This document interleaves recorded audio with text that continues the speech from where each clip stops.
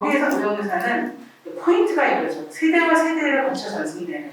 무형유산의 포인트는 세대와 세대를 거쳐 전승되는이 포인트입니다. 그래서 사람과 주변 환경, 자연 역사와 상호작용한다. 그다음에 공동체와 집단에 의해서 끊임없이 재창조된다. 그리고 공동체와 집단의 정체성, 뒤에도 나올 겁니다. 정체성과 지속성을 갖도록 해서 문화적인 다양성과 인류의 창조성을 증진시킨다. 이게 이제 유네스코 무형유산 협약에 나오는 내용인데요. 이것을 기본적으로 좀 잘 알고 계시면 뒤에 제가 풀어내는 어떤 필러라고 말씀하시는데 기둥들이 좀 세워지는 것을 보실 수 있을 겁니다. 근데 그러니까 국제적으로 이렇게 협약이 나오는 바람에 국내에서도 지금 우리나라 같은 경우에도 이제 이게 그 어떤 법규나 법 제정이 들어가게 됩니다. 그게 이제 2015년에 무형문화재 보존 및 지능에 관한 법률을 제정하게 됐는데 이거에 대한 약간의 비하인드를 말씀드리면 불행하게도 우리나라가 중국보다도 늦게 됐다는 걸 말씀드리고 싶습니다. 그래서 어쨌든 이런 상황이 있었고요. 그래서 여기에서 법률이 제정되면서 범위가 기존에 있던 범위보다 확대가 됐다는 부분, 그다음에 무형문화재 진흥체, 그러니까 기존에서는 그냥 보존 전승만 했었는데 진흥을 시켜야 된다라는 것들이 들어갔고, 그다음에 보호 방법 부분에 있어서 원형에서 전형으로 갔다는 부분, 그다음에 국제적 협약 소송으로 제정이 됐다는 부분. 이 부분은 정상호 선생님께서 너무나 기본적으로 잘해주셨기 때문에 저는 나중에 한번 말씀을 하실 거라고 생각합니다. 그래서 이거는 이제 저희가 그 무형법 제정 당시에 비교표를 만들어서 계속 보도 자료를 나왔던 적이 있습니다. 그래서 이걸 잠깐 제가 촬영해 왔는데요. 보시기에 그러니까 용어상에 봤을 때 세 번째 있는 중요 무형문화재가 국가 무형문화재를 갖다는 거, 그리고 시도 지정 문화재가 시도 무형문화재, 그다음에 이후 모도도 따로 만들어졌다는 부분, 그리고 제일 포인트는 무형문화재 범위가 기예능에서 옆에 보이는 것처럼 7가지로 됐다, 구분이 됐다는 부분. 특히 여기서 중요한 것은 첫 번째 공연예술, 두 번째 전통미술은 예전에 기예능하고도 연결이 됩니다. 가장 지금 중요하게 볼 수 있는 게 전통 지식, 구전 전통의 표현, 생활 관습. 이것들은 지금 굉장히 중요한, 저희 무형원에 있어서는 굉장히 핫한 이슈라고 말씀드릴 수 있을 것 같습니다. 그리고 보존 원칙에 있어서 원형 유지에서 전형 유지로 넘어가게 되는데요.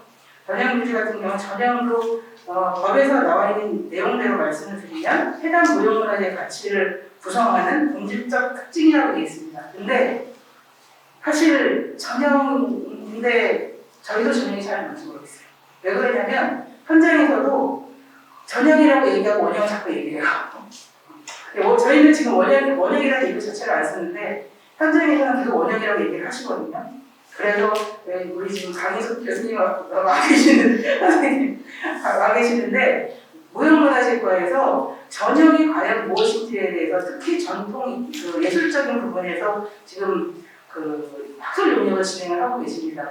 춤에 대해서는 강희석 교수님이 와서 해주시고 계시는데, 지금 전통적으로 얘기하는 원형과 우리가 얘기하는 전형 부분에 있어서 지금 핵심 기능이 뭐냐라는 걸로 지금 포커스를 맞춰주고 있습니다. 그래서 용역 결과가 나오면은 이제 더 이상 원형이라고 얘기 안 하고 전형으로 얘기할 수 있는 날이 오길 바랄 예정입니다. 그리고 중요 무형문화재 지정이 국가 무형문화재 지정이 됐고, 또 새롭게 긴급보호 무형문화재 지정 제도가 추가됐다는 부분, 근데 아직 지정된 게 없어서요. 그리고 이습중 심사 발급 주체가 보유자에서 문화재 청자가 넘어갔다는 게 중요한 사실입니다.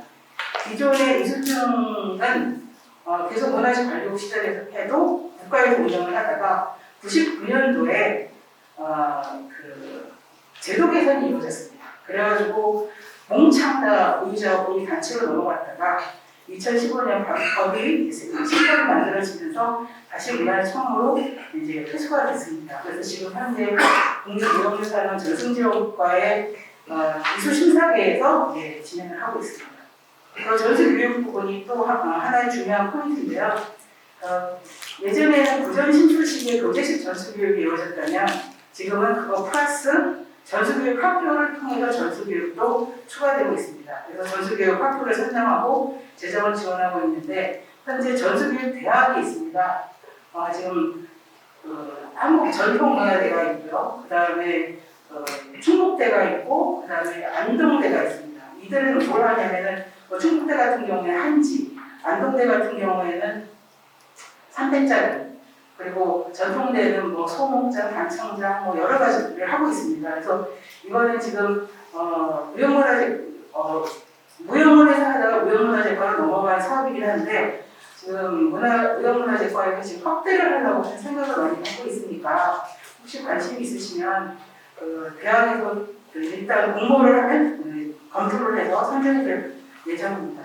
그리고 이제 아까 말씀드린 진흥정책이 각종 공예품 인증제, 은행제, 창업 제작 유통 지원하는 거, 국제교육 지원하는 거 이런 것들이 있고요. 그다음에 이제 지식재산권이 과거에는 얘기가 없었는데 특허권 취득 예방하는 부분이라든가 지식재산권 불인정하는 부분들 이런 것들에 대한 내용이 이제 들어가 있습니다. 저희가 모르는 사이에 지식재산권이 저희 내부에서 문제가 된 게 아니라 다른 분들이 특허청에다가 특허를 요청을 하는 것을 저희가 어떻게 우연치 않게 저희 눈에 이렇게 보여가지고 저희 스톱시킨 경우도 있습니다. 그게 이제 연극장에 그런 사례가 있었거든요.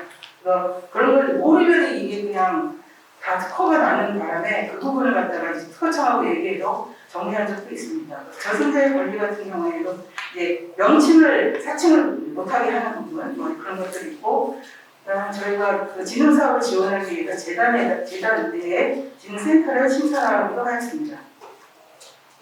그리고 이제 중요한 것은 전승교육사의 전수교육 권한이 부여된 게 2020년에 새롭게 등장한 제도입니다. 전승교육사의 전수교육 같은 경우에는 예전에는 보유자나 보유단체의 전수교육을 보조하기 위해서 이수자 중에 선발된 자였습니다.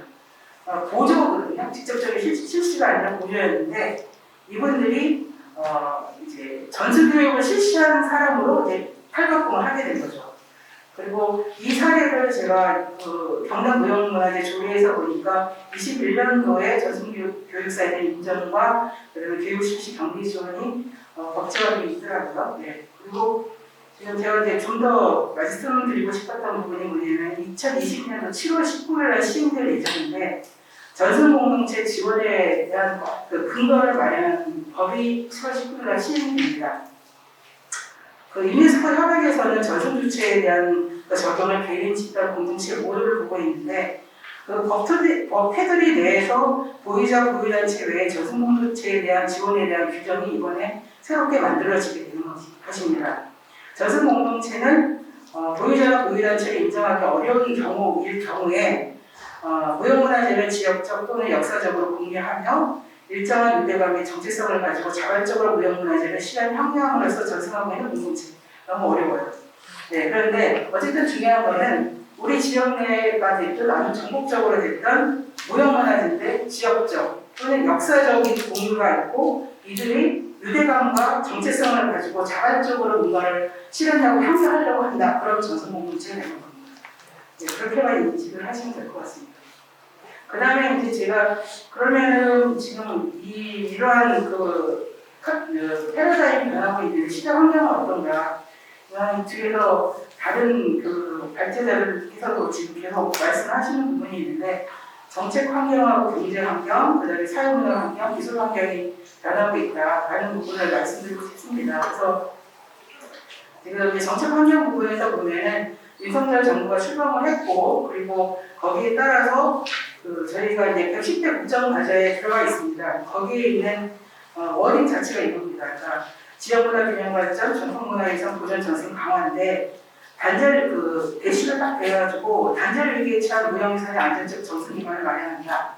그리고 전승 공동체를 육성하고 전승 취약 종목 맞춤형 지원한다라는 것이 되어 있습니다. 그래서 제가 아까 계속 말씀드린 게 전승 공동체 육성이 계속 나오고 있거든요. 그런 부분이 있고 또 무형문화재 중요한 정책 방향 설정 부분에 있어서도 지금 저희가 5년마다 한 번씩 만드는 기본 계획 안에 이 내용이 똑같이 또 들어가 있습니다.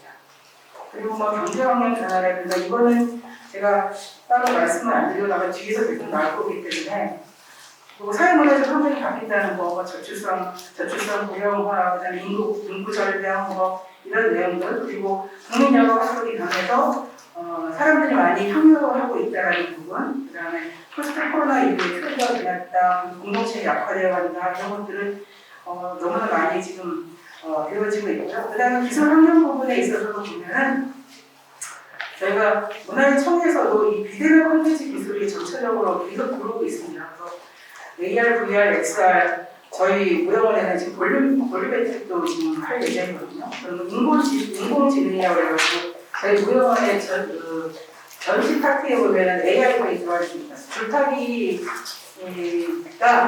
AI로 서로 알람하고 이렇게 대화를 합니다. 거기에 맞춰가지고 이제 움직이거든요. 그런 부분들, 메타버스 들어오는 거 휴대폰에 다양한 지금 많이 이루어지고 있는 상황이라고 볼 수 있습니다.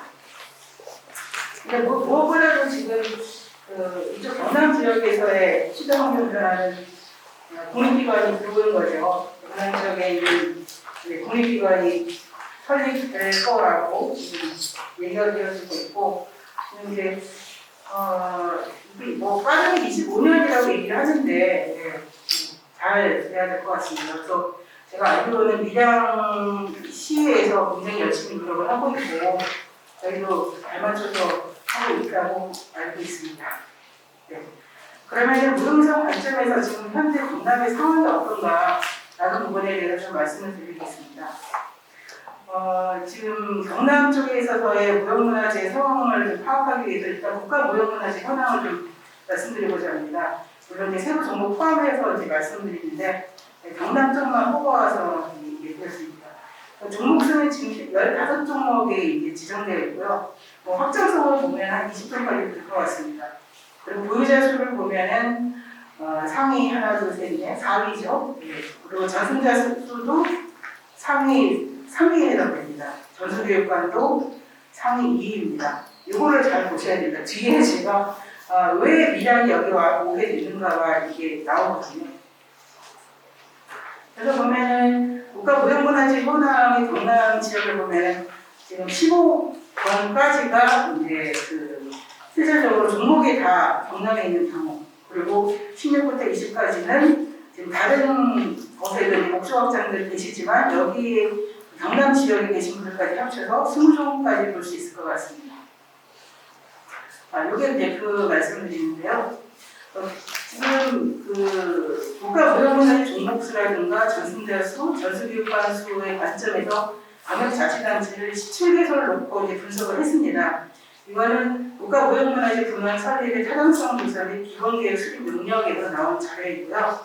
그걸로 봤을 때 종목순위 점수로 보면은 점수를 봤을 때 그러니까 경남 다음에 이제 다른 곳이 있는 거죠. 그래서 16점을 받았고 전수교육관도 16점, 전승자 순위도 순위는 15점, 보유단체 16점에서 전체 순위 평균을 해가지고 15.75로 해서 경남이 제일 무형문화재에 관련된 것들이 많다. 그래서 경남으로 와야 된다. 이런 것을 도출해낸 것입니다. 그렇다면 지방 무형문화재 현황은 어떤가? 이거 역시 이제 타 지역하고 이제 봤을 때 종목수는 지금 일단 시를 제외했습니다. 서울시가 워낙 많기 때문에 시를 제외했고 이제 도 단위로 봤을 때 하위에서 밑에서 네 번째죠. 보유자 수도 보유자 수는 중간쯤 가는 것 같습니다. 지금 밑에서 봤을 때 다섯 번째, 여섯 번째 되고, 그런데 특이하게 전승교육사 수가 제일 많으시더라고요. 여기 왜 전승교육사 수가 이렇게 많지? 이런 생각을 좀 했었어요. 그리고 이수자 수도 많아요. 상위 3위고. 그래서 근데 전승지역으로는 보니까 보유자 후보까지 드리고 전승교육사나 전수장 학생은 전승지역은 안 드리더라고요. 그래서 전승교육사 돈을 안 줘서 많이 뽑았나? 이런 생각을 그냥 개인이 혼자서 했어요. 왜 많이 뽑았지? 이러면서. 그런데 전승지원금이 우리 과장님이 계시지만 좀 더 드렸으면 좋겠습니다. 왜냐하면은 다른 지역하고 아마 변천이 위원님께서 발표하는 자료도 나와 있는데 다른 지역에서 봤을 때 조금 모자라요. 그래서 오더를 더 해주시면 이분들이 더 잘할 수 있지 않을까 하는 생각이 듭니다. 그리고 이거는 이제 비지정 무형문화재 범주별 현황에 대해서 이제 경상도로 이제 퉁 쳐져 있긴 한데 제가 왜 이거를 갖고 왔냐면 앞으로 그 비주얼 무형문화재에 대한 어느 정도의 목록화되는 부분이 있으면 향후 발전 가능성이 있기 때문에 이걸 잠깐 말씀드리려고 합니다.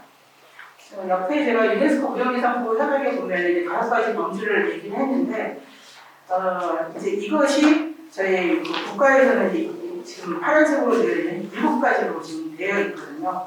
보시면 찾아보시면 자, 전통 지식에서 민간 의료가 없습니다.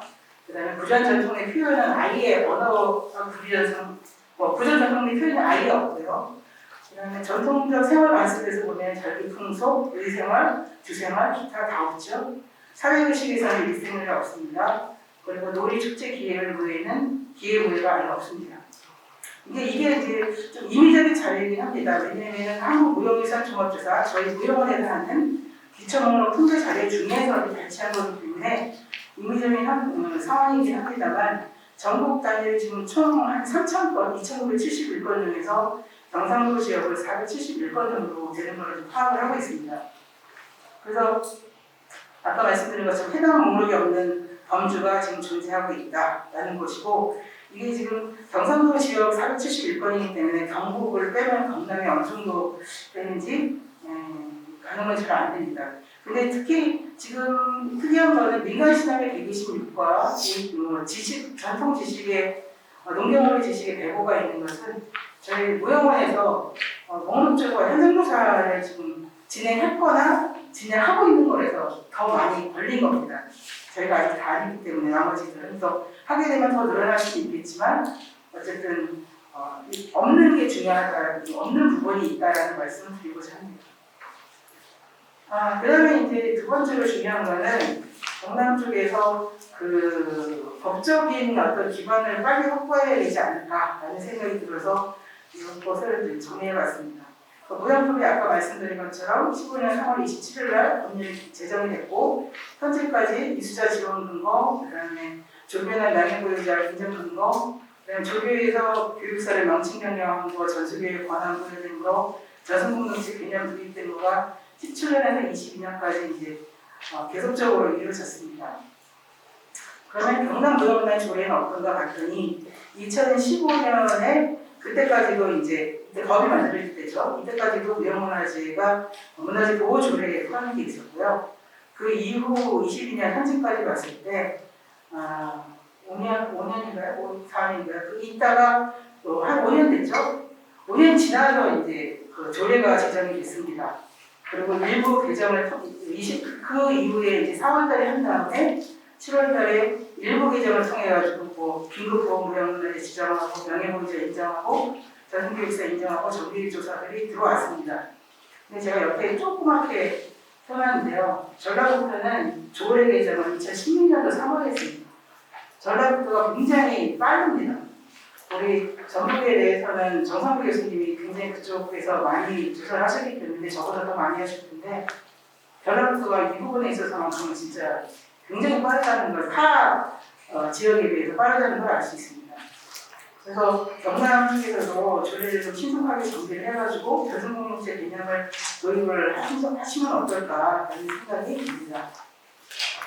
그러면 이제 그 무형유산의 그 보존 장승을 위한 미래에 어떤 식으로 대응 방향을 해야 될까라는 부분에 대해서 말씀드리겠습니다. 이건 이제 제가 아까 앞에서 그 유네스코 그 협약 안에 있는 3가지 기둥을 말씀드렸었는데 그래서 봤을 때 지역 정체성을 확보를 해야 되고 지속 가능한 전승 기반을 마련해야 되며 지역 무형유산 진흥으로 문화적 다양성을 증진해야 됩니다. 그러기 위해서는 어떻게 할까라는 것을 봤을 때 지역 정체성은 일단 영남권의 무형유산 자원 확보를 위한 조사 연구 확대를 해야 됩니다. 그래서 비지정 무형유산을 관리를 강화를 하고 저승공동체 무형유산 자원을 확장을 하고 근현대 무형유산 발굴을 위한 육성에 힘을 좀 쏟았으면 좋겠다라는 말씀을 드리고 싶습니다. 비지정 무형유산 같은 경우에는 지역 기반으로 조사 연구가 좀 선제적으로 추진이 돼서 범지별 목록화라든가 아니면 창조적 가치 창출을 위해서 노력을 할 필요가 있겠다라는 생각이 들고요. 그다음에 저승공동체 무형유산 자원 확장 부분은 특히 이제 범주가 없는 곳에 아까 없는 것을 말씀드렸잖아요. 전통 지식이나 그런 전통의 표현, 전통 생활 관습 분야의 범주를 가지고 저승공동체 전승의 무형산 자원을 발굴했으면 좋겠다. 그래서 지역 내 보편적인 공동체 문화를 구현하는 게 어떨까라는 걸 말씀드리고자 합니다. 그 옆에 조그맣게 되어 있는 타 지역 같은 경우에 보면 지금 현재 지방 지정으로 되어 있는 종목만 지정된 것은 서울에 있는 전통문양부의 전북의 겨루기태권도 정물입니다. 현재 국가무형문화재 저승공동체 지정 현황을 잠깐 보시면 별표는 이제 인류무형유산 등재인데요. 보면은 일단 전통 공연 예술이 아리랑이 하나가 있고요. 지금 국가무형문화재가 많은 전통 예술은 하나도 없어요. 사회적 의식도 없습니다. 전통 지식이 지금 5개나 있죠. 해녀, 제염, 어살, 인삼, 재배와 야동문화, 백거로. 그리고 아까 전통적 생활과에서도 7개나 있습니다. 제다, 김치담그기, 온돌문화, 장담그기, 떡만들기, 막걸리 빚기, 한복 입기 좀 예고 중이고요. 그 다음에 전통적 놀이 축제 및 기회부에 보면 씨름하고 활쏘기가 지금 돼 있고, 그다음에 윷놀이가 지금 현재 검토 진행 중에 있습니다. 그리고 지금 생활과습 쪽으로 들어와야 되겠죠. 저기 추석도 지금 검토하고 있다는 걸 제가 들었습니다. 그러면은 그 근현대 무형유산 발굴하고 육성하는 걸 어떻게 할 거냐. 근데 이게 지금 경남에서 손한대로 꼽힐 수 있는 게 청에서 문화재 청에서 미래 무형유산 발굴 및 육성 사업을 지금 하고 있어요. 그게 연 2억에서 3년간의 그 지자체가 기초 지자체가 아니고요. 광역자치단체입니다. 광역. 그래서 여기서 이제 참여를 하시면 되는데 각 지역의 주민이나 전문가, 지자체가 함께하는 지역 무형유산 발굴에서 육성하는 과정을 통해가지고 지역 정체성하고 공동체가 강화되는 선순환 구조를 구축해야 된다라는 얘기를 이제 하고 있습니다. 미래 무형유산 발굴 사업이. 그래서 그러니까 조사 연구 기록 관리까지 종목 가치를 발굴을 하고, 그다음에 저승 환경 조성을 위해서 저승자를 발굴하고 육성합니다. 그리고 교육이나 공연, 체험, 전시 등을 통해서 전승을 치료하고자 합니다. 이게 이제 3단계로 이루어진 부분이죠. 이번에 저희 무형유산에서 만들어줬습니다. 선정. 그렇게 했는데 지금 경남에서 2022년도 거를 낸 거를 제가 그 리스트업을 해보니까 10개 냈더라고요. 10개 냈는데 하나만 냈어요. 의연별제, 진주. 하나만 냈습니다. 그래서 요거는 조금 컨설팅이나 이런 걸 통해서 조금 전략적으로 좀 접근해야 될 필요가 있지 않을까 하는 생각이 좀 듭니다. 22년도 사업이 지금 현재 공모 중입니다. 7월 20일부터 8월 5일까지 진행 중이니까 좀 잘 잡도록 하신 게 어떨까 하는 생각이 듭니다. 그리고 이제 이 미래무형유산 조사 연구가 좀 잘 되면 이거는 국가 아니면 시도 무형문화에 지정될 가능성이 있고요. 그다음에 지역 문화자원에서도 계속적으로 활용될 수 있습니다.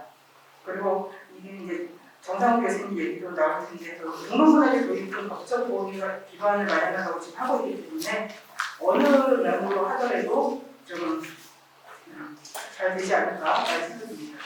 저는 이제 빨리 하죠. 그래서 지금 그 리스트를 보여드리는 거가 이게 22년도에 지금 된 겁니다. 올해 지금 하고 있는 건데요. 의연별제가 13번에 있죠. 지금 보십시오. 충북의 온 뽕나무 재발 브리치기, 옥천 돌탑과 마을신앙, 그 다음에 경북의 내방가서 향유문화 전승의 정착과 확산, 그 다음에 울릉도 나물 관련 음식문화. 이게 충북과 경북은 2개가 됐습니다. 물론 전남도 2개긴 하네요. 어쨌든 이게 보면은 네이밍을 잘 하셔야 돼요. 그리고 설계를 잘해야 뽑힐 가능성이 많습니다. 그리고 옆에 보는 거는 국민공모 부분이거든요. 국민공모는 누구나 신청할 수 있는 부분인데 이게 지금 전남 쪽에 지역적으로 그러니까 전국 단위 있는 거 뺄 거예요. 예를 들면 윷놀이 이런 것들은 지금 서원 제한문에 이런 것들은 전국 단위로 갈 수 있으니까 그거 빼고 경남 지역이 안 보입니다. 예. 그래서 이런 것들도 좀 전략적으로 하셔야 되지 않을까 하는 생각이 듭니다. 그래서 이거는 이제 선발 기준 부분이요. 빨리 하시면 빨리 하는 거 빨리 합니다. 그다음 지속 가능한 전투기반 마련을 위해서 무형유산 거버넌스 구축이라든가 무형유산 지역 브랜드 발굴, 무형유산 산업 생태계 구축을 통해 가지고 정책을 수립하고 환경 체계를 구축했으면 좋겠다. 그런 말씀드리고자 하고요. 거버넌스 같은 경우에는 지금 도시재생 활성화 사업을 진행을 하고 있는데 전주하고 밀양에서 하고 있고 이거랑 연결해가지고 밀양 근원도 글로 넘어간 걸로 알고 있습니다.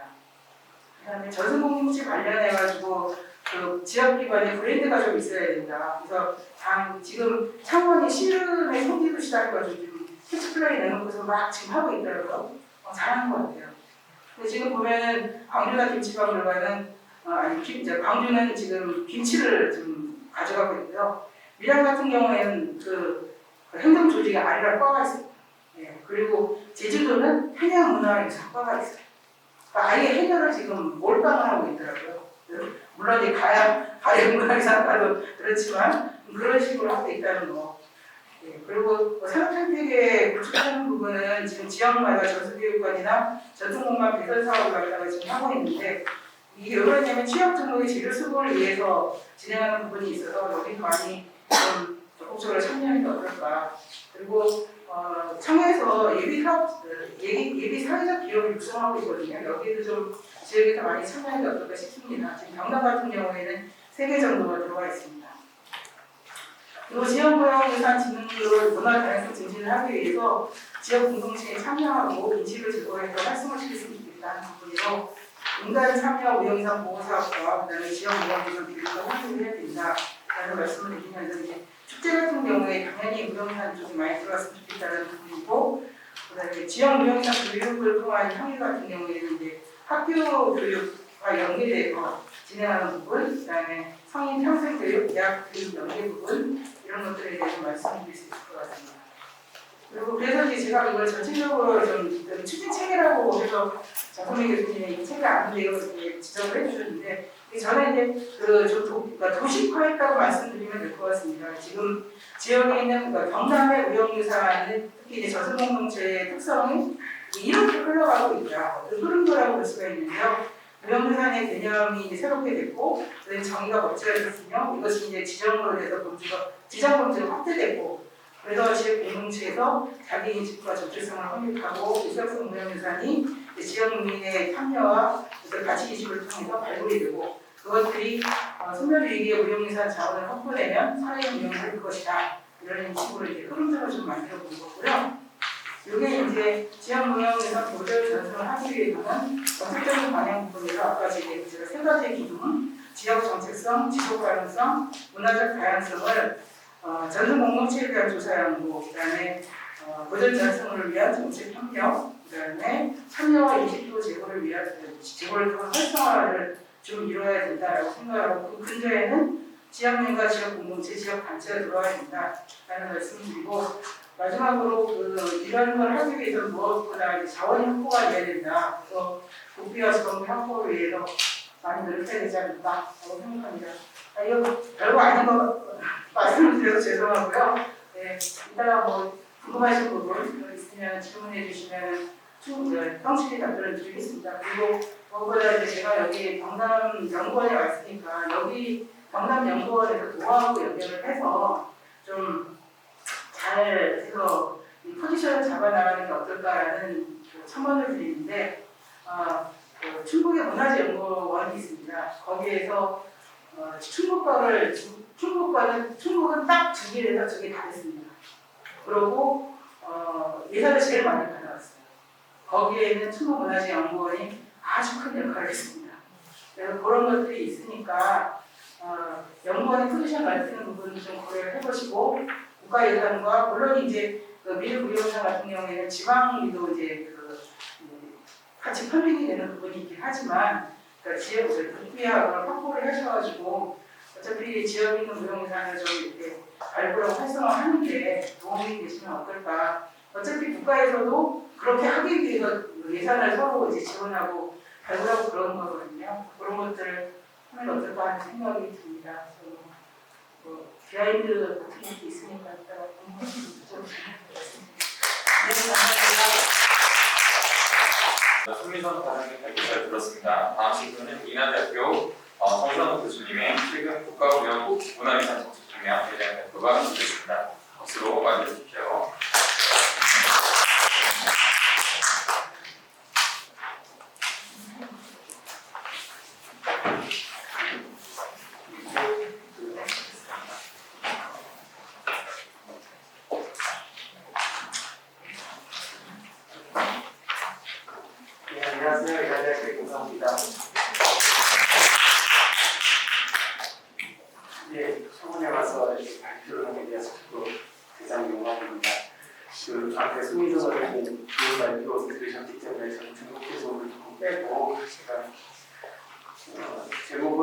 유네스코가 무형문화유산 정책 방향인데요. 청원에 왔으니 정책 방향 연구를 도움이 될 만한 이야기가 좀 있다면 이 부분에서 좀 말씀을 드리겠습니다. 잘 아시다시피 우리나라 무형문화재가 2015년에 무형문화재보호법이 제정이 되면서 예정된 무형문화재 있었습니다. 제가 이 법안 서한 작성하는데 주도적으로 참여를 해서 그에 관한 이야기, 국가 정책이 어떻게 전환되어 왔는지 좀 이야기해달라고 해서 오게 된 것 같은데요. 1962년 문화재보호법에 있는 무형문화재 개념은 일본의 영향을 많이 받았습니다. 제가 세세하게 읽지는 않겠습니다. 일본의 것과 거의 똑같습니다. 사실은 우리나라 연구도 그렇게 많지는 않거든요. 일본의 영향이고요. 2015년, 시행은 2016년부터라고 2016년이라고 생각했을 때 무형문화재법이 제정되면서 그 무형문화재보호법에 규정이 되었는데요. 이 7가지는 잘 아시다시피 유네스코 협약에 있는 규정을 거의 유사하게 우리나라 형편에 맞게 쭉 수정한 것이기 때문에 이렇게 해서 보호 범위가 대단히 확대되었다라는 점이 가장 큰 특징이라고 할 수 있고요. 사실 유네스코 협약에 영향을 받긴 했지만 되게 아이러니한 게 유네스코의 무형문화유산 협약이 체결되는데 가장 큰 영향을 미친 나라가 우리나라를 포함해서 일본 이렇게 되어 있습니다. 그런데 초기에는 우리나라에서 발전됐던 이 인간문화가 지금은 법률로 연관됐지만 인간문화재 제도가 유네스코에 영향을 주었고 유네스코의 협약이 다시 우리나라로 영향을 준 이런 사례라고 할 수 있겠습니다. 그래서 7, 80년대 우리나라는 무형문화재 보호에 관한 상당히 독특한 동아시아만 갖고 있는 유럽이나 미국 쪽에서는 지식재산권으로 보호됐던 것들이 우리나라에서는 공동체의 문화유산으로 보호되었던 큰 특색이 있다고 할 수 있겠습니다. 2013년에 국민무형유산원이 출범을 했고요. 2015년에 법률이 제정이 됐고 그 이후에도 여러 가지 작은 개정들이 있었습니다. 2015년 무형문화재 독립입법은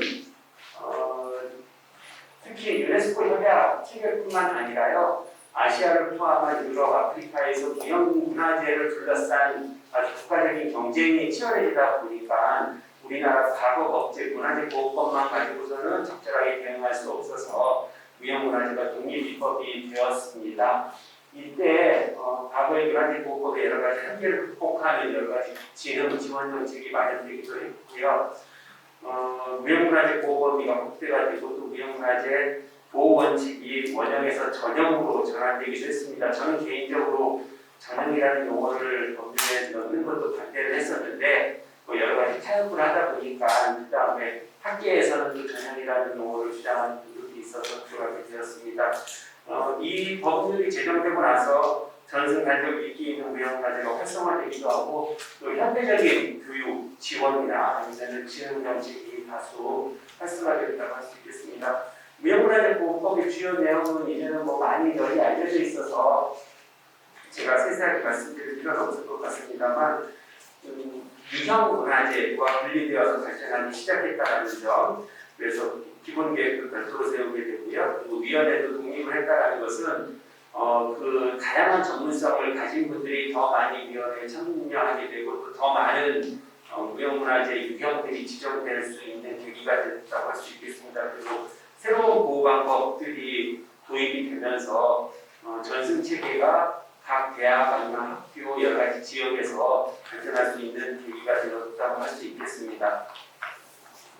무형문화재 지정 및 인정 제도는 전통적인 체계를 계속해서 갖고 있습니다. 다만 유네스코 협약에 따라서 긴급보호제도라는 것이 도입이 되긴 했습니다만 다만 이건 우리나라에서 사실 2000년 이전에 지정된 것들이 대부분 긴급 지원의 성격, 긴급 지정의 성격이 갖고 있기 때문에 우리나라에서는 활성화되기는 좀 아쉬운 점, 어려운 점이 있지만 그런데도 여전히 전승자가 없는 그런 종목들은 긴급으로 지정될 수 있는 그런 거라고 할 수 있겠습니다. 그리고 최근에 개정됐던 전승공동체 개념도 아무래도 편법법을 만들어주면 계속해서 제가 AS라고 쉽게 부르는데요. 그 법률 개정 작업에 참여를 하게 됩니다. 그래서 전승공동체 개념도 우리나라는 이미 교류단체라는 개념이 있기 때문에 전승공동체 개념을 독립적으로 넣기는 쉽진 않았는데 사실은 법률 제정 최초에 알려진 전승공동체 개념도 있었고 그다음에 전승교육사라는 개념도 이미 10수년 전부터 논의되었던 것들이 있었기 때문에 개정이 그렇게 어렵지는 않았습니다. 지정 현황은 제가 생략을 하고요. 무형문화재 보호법 제정 이후에 어떤 발전이 있었느냐, 여러 학교가 더 전수교육 기관으로 자리매김하게 되기도 하고요. 그리고 우수 이수자들을 지원하기도 하고 또 명예보유자의 인정 범위를 좀 더 넓혀서 조교인분들 중에서도 명예보유자를 인정하는 제도를 두기도 하고 전수교육 조교, 이 조교라는 명칭이 참 애매했었습니다. 조교 성격도 있었지만 준보유자 개념도 있었기 때문에 교육 권한을 주면서 전승교육사로 운영하기도 했고 지금도 국회에 여러 가지 개정안들이 발의되어 있습니다. 맨 앞으로 돌아가서 그렇다면 무형문화재 보호법이 어떤 효과가 있었느냐?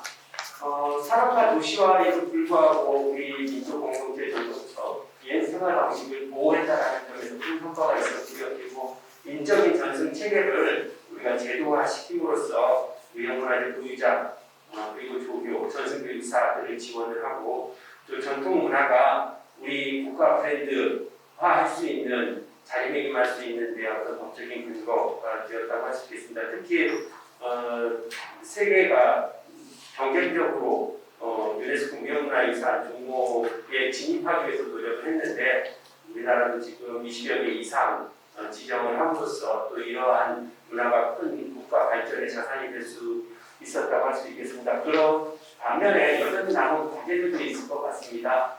무형문화재 지정 범위가 확대되긴 했지만 여전히 지정되지 못한 무형문화재도 광범위하게 있고 또 사라져 가고 있습니다. 그런 보호의 사각지대가 여전히 있고요.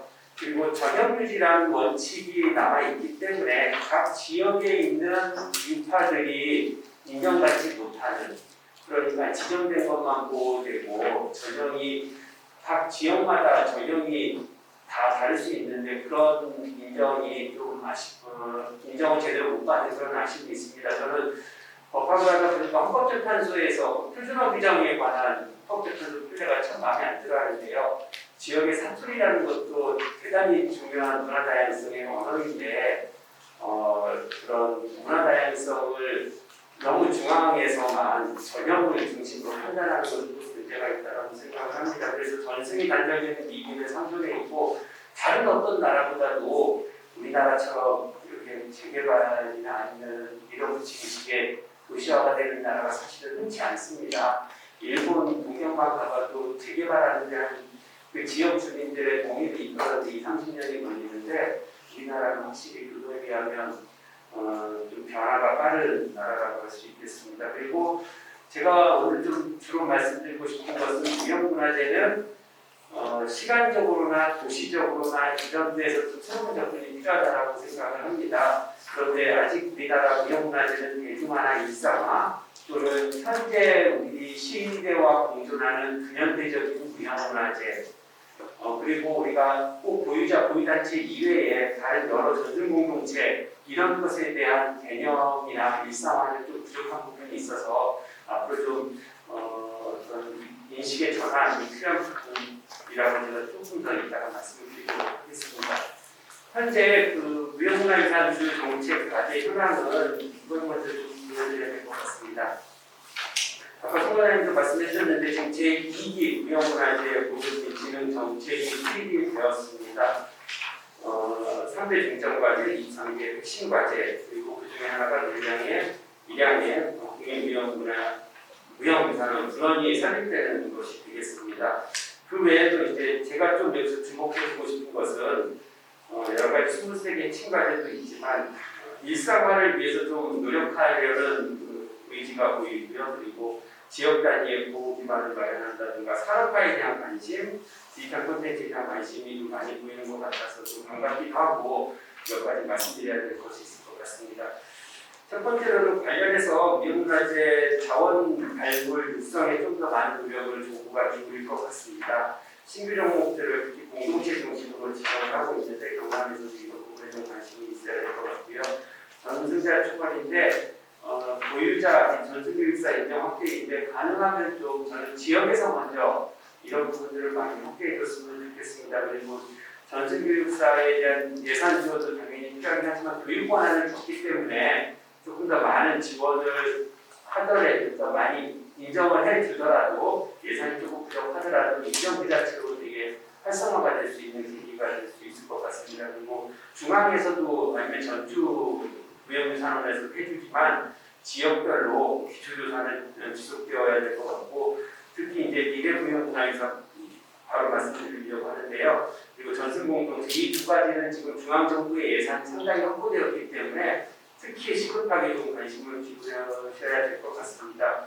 미래무형문화유산 발굴 같은 경우는 뭐 비지정이기도 하지만 그다음에 전승공동체가 해체되면서 전통 지식이나 생활관습 등에 대한 새로운 지정들이 필요하기도 하고 또 근현대적인 것들에 대해서 지원하려는 종목 지정을 위해서 지금 향후 한 5, 6년간 계속해서 지원을 하기 때문에 이 부분에 대해서 함께 지역에서 조사 연구하고 발굴하는 또는 기록하는 이런 작업에 먼저 관심을 주셨으면 좋겠다시 고민이 듭니다.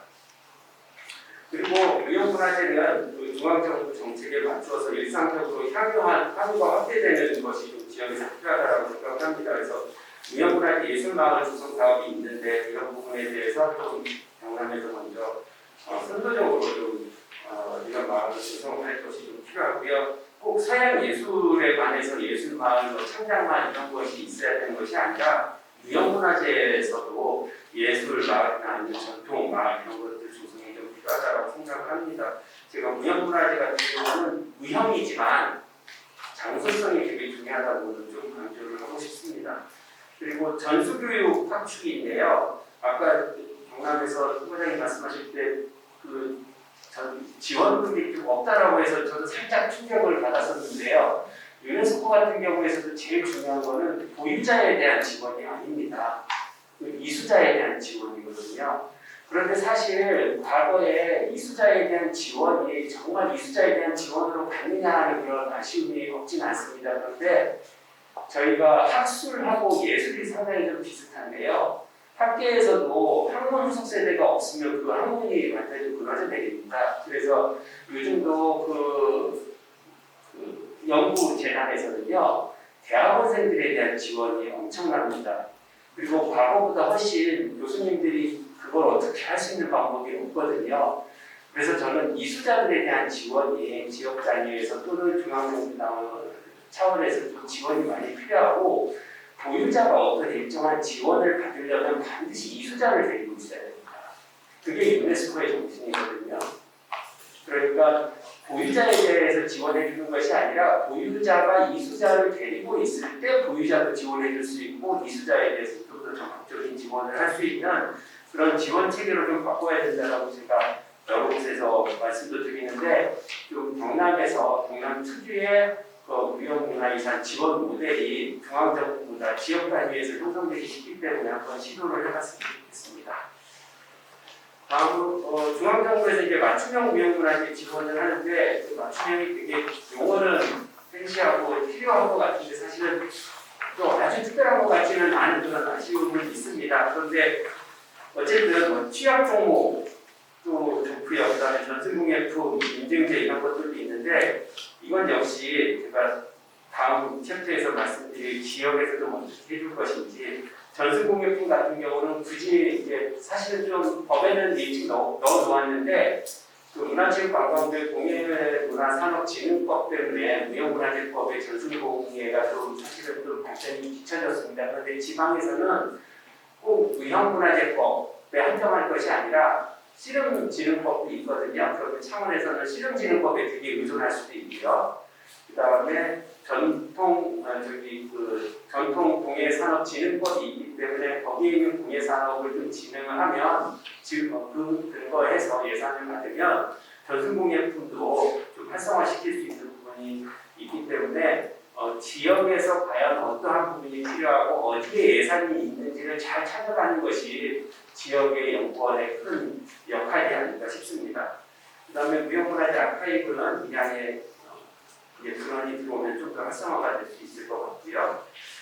그 다음에 저는 아까 교육하고 관련한 것뿐만 아니라 향유하고 복지 이런 부분들이 무형문화재 일상화와 가장 관련이 좀 있다라고 생각을 합니다. 그래서 무형문화재 환경이나 복지가 시민 단위로 좀 이루어질 수 있었으면 좋겠고요. 특히 복지는 그 문화체육관광부에 그런데 그 문화복지 예산이 영화 보는 데 사용되는 거 외에 끝나요. 바우처가 영화하고 도서상품권 수준으로 활용이 되는데 무형문화재하고 연결이 되면 사실 거기 있는 예산이 어떤 문화예술의 시장을 통해서 전승자들에게 돌아갈 수 있기 때문에 그 문화복지 바우처들이 무형문화재 상품을 판매한다든가 아니면 교육을 받는다든가 이쪽으로 좀 연결이 된다면 훨씬 더 무형문화재가 활성화될 수 있지 않을까 싶은 생각이 듭니다. 전승공동체가 앞으로 문화재청에서 좀 더 지원을 확대하려는 부분이기 때문에 관심을 가져주시기를 바라겠습니다. 이제 좀 제 개인적인 의견을 말씀을 드리면요. 저는 무형문화재에서 중앙정부가 사실 하기가 되게 어려운 예술 분야라고 생각을 합니다. 지정이나 컨트롤 타워는 할 수 있지만 실제적으로 전승은 지역에서 해야 되기 때문에 제가 지방에서 해야 될 점들을 중심으로 몇 가지 말씀드리겠습니다. 첫 번째로 이제는 무형문화재에 대한 철학이 좀 바뀌어야 된다고 생각을 합니다. 2000년 이전에는 보존이 중심이었습니다. 긴급 보존의 성격이 되게 강했습니다. 우리나라는 무형문화재 종목을 지정하고 보유자를 인정하긴 했는데 그게 사실은 그 당시에는 긴급 보존의 성격이 되게 강했고요. 이제 어느 정도 그것이 정착이 되면서 보존 및 진흥이라는 단어로 법률명을 바꿨습니다. 그런데 저는 한 발 더 나가면 사실은 전승 발전의 성격으로 좀 바뀌어야 될 것 같습니다. 그 보존 진흥은 이제 국가와 사회가 좀 만나는 지점까지 온 것 같고요. 이제 사회 영역에서는 전승하고 자발적으로 발전시키는 쪽으로 철학이 좀 바뀌어야 될 것 같습니다. 이런 발전의 기반에는 향유도 되게 중요하고요. 그리고 교육이 중요하고 그 다음에 저는 무형문화재로서 그 자체로 돈이 되는 사업으로 좀 옮겨봤으면 좋겠습니다. 과거에는 그것이 원형 유지에 해가 된다라는 좀 약간의 오해 같은 것이 있었는데 이 자체로 물론 경제적으로 어려운 데서는 취약 종목은 지원을 해줘야 되겠지만 자발적으로 발전할 수 있는 종목들은 경제적인 이윤도 추구할 수 있도록 좀 더 우리가 인식을 좀 전환해야 되지 않을까 싶고요. 그것과 관련해서 이제 지역에 있어서 장소와 결합해야 된다는 말씀을 좀 드리고 싶습니다. 그 관련해서 지역 정체성이 되게 중요한데요. 지금 우리나라 문화무형법에서는 지정 체계가 국가와 지역으로 시도로 나뉘어져 있습니다. 하지만 저는 국가와 시도 사이에 큰 차별을 두지 않았으면 좋겠고요. 그 다음에 보유자 인정된 분들에게도 전승기호들이 금액이 그렇게 큰 차이가 없습니다. 그런 것처럼 국가 지정이라 하더라도 경남에서 앞에 경남은 각 지역의 이름을 붙여주는 게 더 맞고요.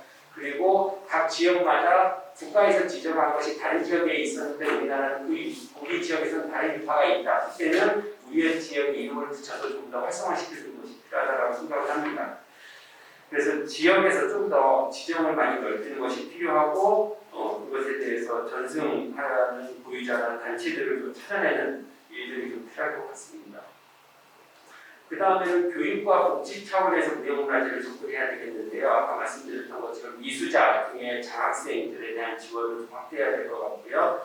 코로나를 경험하게 됐지만 비대면 교육을 활성화한다든가 학생들에게 문화재 꼭 유형 문화재만 VR, AR로 접목하는 것이 아니라 유형도 이런 콘텐츠를 좀 개발하는 것이 필요하고 아까 말씀드렸던 그런 문화 가우치 같은 걸 통해서 문화복지와 연계하는 것이 필요하다고 말씀드리겠습니다. 네 번째로는 장소화계라고 해야 되는데요. 예술마을뿐만 아니라 민속마을도 전시 교육관이 있는 민속마을도 있을 수 있고요. 그 다음에 무형문화재가 실현이 되는 민속마을도 있을 수 있겠습니다. 그리고 그런 무형문화재를 지원해주는 센터나 아니면 전수교육관이 있는 그런 지역과 특히 밀접한 곳에 있는 민속마을이 있다는 그런 클러스터 형성이 될 수 있도록 문화예술에만 있는 것이 아니라 무형문화재도 있다는 것을 좀 이야기를 하고 싶고요. 그리고 무형문화 이상도 관광하고 연결이 되어야만 지역 경제 활성화에 도움이 된다고 할 수 있겠습니다. 그래서 지역이 무형문화 인력을 활용해서 성장할 수 있는 계기가 될 수 있었으면 좋겠고요. 그 다음에 산업화에도 무형문화재가 상당히 기여할 수가 있겠습니다. 공예 같은 경우 뭐 창업이나 제작, 유통과 관련이 있을 수 있겠고요. 지식재산권화 할 수 있는 모든 것들이 사실은 무형의 그런 공동체 소유의 속성이 있기 때문에 뭐 그것이 예술이 됐던 다른 인적 문화 예술 분야로 영향을 미쳐서 산업화되고 또는 대중문화화 될 수 있는 부분으로 좀 발전할 수 있도록 관련 기관이나 학계를 좀 지원해 줘야 될 것 같습니다. 그 다음으로는 등록 무형문화재가 있는 제도가 새롭게 도입될 예정이기 때문에 그런 부분에 대한 관심도 필요하고요. 그래서 늘 지금 계속해서 사라져 갈 수밖에 없는 사각지대에 놓여 있는 무형문화재에 대한 관심, 그리고 전주 무형유산원에서 목록화한 것에 대해서는 다시 각 지역, 특히 이제 경남이 보호하고 발전하는 데 책임을 질 수 있는 그런 서로 상호 거버넌스가 좀 형성이 됐으면 좋겠다 싶은 생각이 듭니다. 그리고 아까 산업화와 관련해서는 무형문화유산도 디지털화하는 데 관심이 좀 필요할 것 같은데 이런 부분이 근원이 생길 때 조금 더 활성화될 수 있을 것 같고요. 무형문화재 잠습자들이 디지털화하는 데까지 할 수는 없습니다. 이런 부분들은 연구하시는 분들이나 아니면 행정하시는 쪽에서 과연 이런 디지털 전문가들과 연계해주는 그런 작업들이 필요하기 때문에 초기에 좀 시도했던 것들이 실패했다고 해서 좀 좌절한 적이 있었지만 여전히 디지털화 부분은 이거 관심을 갖고 추진을 계속하고 또 다른 이게 꼭 무형문화재의 보존에만 달려있는 것이 아니라 다른 인적 산업 분야로 긍정적인 영향을 미칠 수 있는 부분들이 있기 때문에 관심을 가져야 된다고 생각을 합니다. 그리고 그 무형문화재는 무형적인 것에만 한정되어 있는 것이 아니라 거기에 사용되는 기구들은 유형적인 것이기도 하고요. 특히 그 장소성이 대단히 중요합니다. 저는 그 무형문화재 전수 학교를 지정한다고 했을 때, 대학을 지정한다고 했을 때 솔직히 조금은 회의적이었습니다. 법률에 지정은 하지만 대학 자체가 과연 전수교육을 담당할 수 있을까? 왜냐하면 무형문화재의 상당 부분을 장소를 떠나면 조립하기 어려운 것들이 많습니다.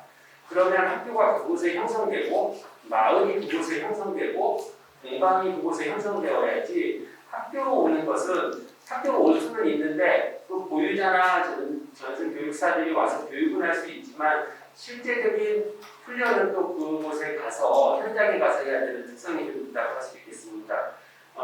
그런 것처럼 그 장소성에 기반해서 민속마을이 형성될 수도 있고요. 무형문화재 마을, 무형문화재 공간, 무형문화재 클러스터, 그 다음에 그것이 발전해서 무형문화재 창의도시라든가 관광거점이라 하더라도 무형문화재에 기반한 관광거점 도시 이런 것들이 이제 문화재관광부의 사업에 들어갈 수도 있기 때문에 항상 최종적으로는 도시라는 차원에서도 바라보고 이것을 도시 안에서 무언가 종합적으로 이루어지는 전통 예술이다라는 관점에서도 바라보고 지원을 해줘야 되지 않을까 싶습니다.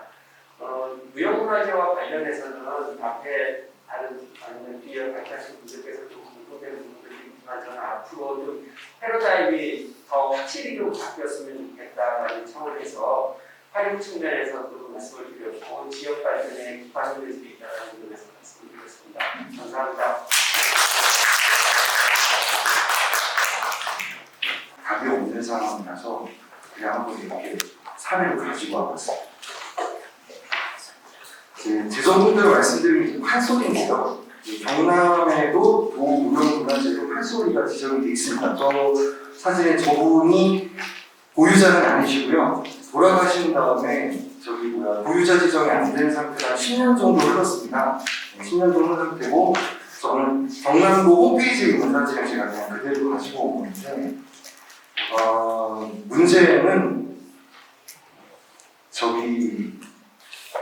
아주 극단적인 말씀을 드리면 경남에서 과연 판소리를 도무형문화재로 인정해야 할 이유가 무엇인지부터 생각을 해보자는 말씀을 드리고 싶거든요.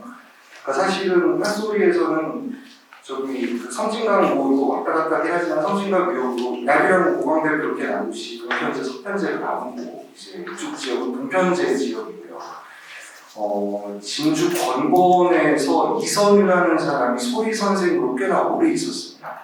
이선유의 소리는 굉장히 독특해서요. 이게 동편 소리가 아니고 중고제 소리에 가깝거든요. 근데 이 중고제를 우리가 어떻게 바라볼 것이냐는 아주 함께 놀랐는데, 충청도나 중부 지역 소리로 볼 거냐, 아니면 말 그대로 가운데에 예포자를 했으니까 옛 소리 형태라고 생각해서 볼 것이냐, 뭐 둘 다 맞다, 이런 갈래가 설명드리지만, 이선유의 소리는 굉장히 고조하고 옛날 방식이고 경상도 사람이지만 경상도 사투리도 거의 나오지 않습니다. 또 이선유가 정말 특이한 게 1930년대 후반에 충청도 사는 독지가가 이선유의 소리에 반해서 어떻게 보면 그게 친하게 돼가지고요, 이선유의 소리 오가를 갖다가 책으로 만들어줬습니다. 그걸 갖다가 놀랍게도 그 당시 그 비싼 중성지를 써서 몇몇 서울대학교 부관도서, 경성제국대학 그 도서관이랑 이런 게 남아있는데요, 보존 상태가 정말 깨끗합니다. 근데 그 가사를 보면은 그 동편 소리도 아니고 서편 소리도 아니고 완전히 19세기 더 이전에 아주 고색창연한 그 옛 가치를 지키는 내용으로 되어 있거든요. 그러면 대충 생각해 볼 때 이선유의 소리 같은 경우는 교감도 아니고 기생들이 돈 많은 남자들 앞에서 부르기 딱 알맞은 소리입니다. 그럼 만약에 이거를 원형으로 놓고 경남의 판소리를 살릴 수 있다면 좋겠는데, 재밌는 거는 이선유의 남동생이 누구냐면 이재호라고 그 남인수하고 같이 수많은 히트곡을 작곡했던 작곡가입니다.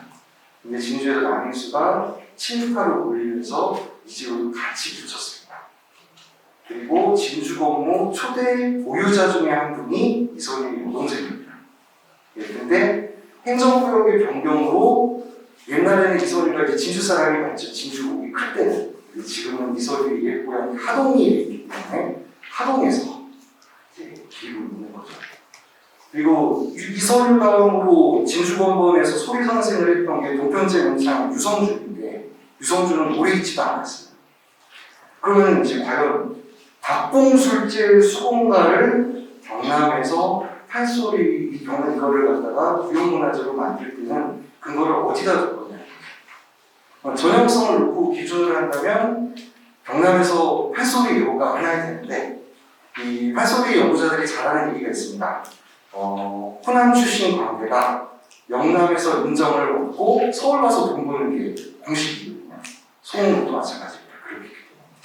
그럼 지금 와서 여기서 이런 내용가 없으면 그저 앞에 박봉술제 수공가가 전승이 됐다는 이유만으로 지정을 해야 되느냐라는 문제가 생기는데, 그나마 제가 거점 국민대 앉아있다고 한 여기 발표문 드리고 며칠 뒤에 재밌는 일을 겪었습니다. 외국인이 찾아오셨어요. 화가 나가지고 고소하겠다는 거예요. 저 말고 이게 두 분 계신가 봐요. 그 고유 대상으로 계시는 분들이 그 고소 방법을 저한테 물으시길래 왜 그걸 나한테 묻냐.